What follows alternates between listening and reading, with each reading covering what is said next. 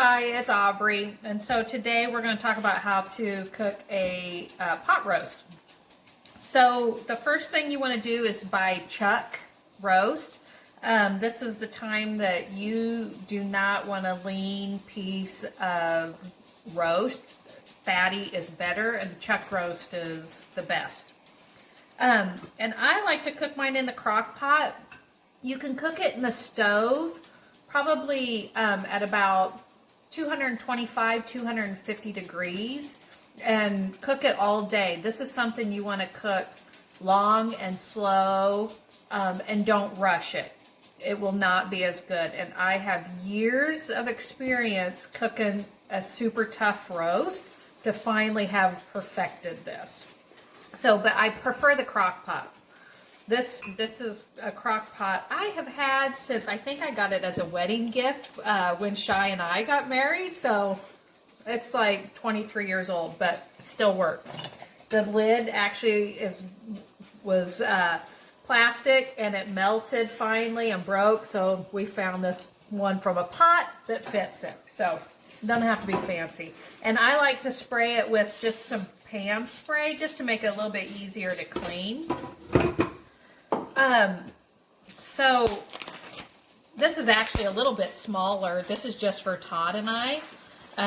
When the kids were home, I would get literally the biggest roast I could find because it's super good afterwards. So first night you eat it, just plain roast with whatever vegetables you want. But then you can make, you know, au jus sandwiches, French dips, things like that. It's super good leftovers. So you want to make sure you have plenty of leftovers. For seasonings, I usually just use either salt or Lowry's. I love Lowry's salt. I use it on a lot of stuff. And use quite a bit of salt.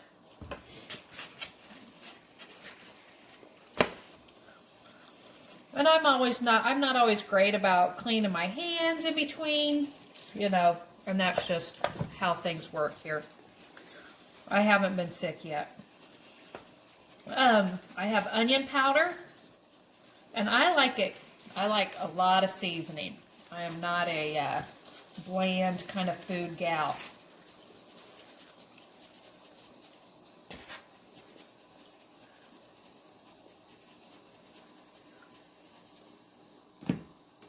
Garlic powder, plenty of garlic powder. And sometimes you can just kind of push it in there.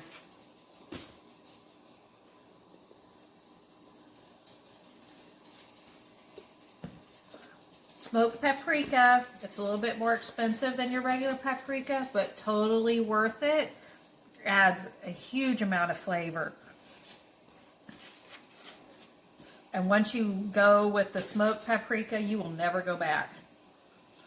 And then a little bit of red pepper.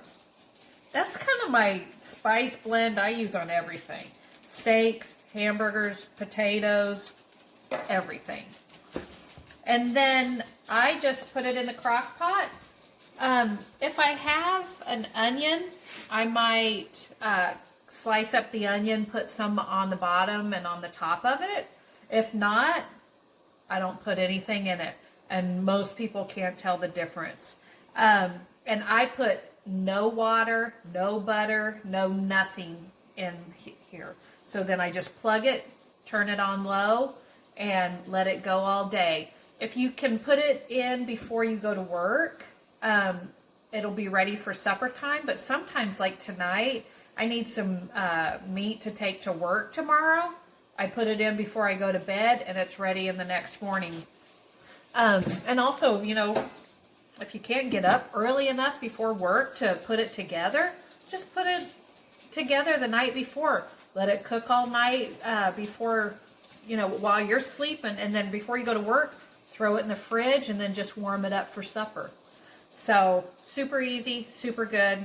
And then I will show you guys what it looks like in the morning. Good morning, everybody. So I have put this roast in, I would say, about 5:30, 6:30 o'clock last night, and it's about 4:30 this morning. I'm just getting ready for work, and this is what it looks like. It is super tender. It will be very tasty, and your friends and family will love it. Thanks, guys.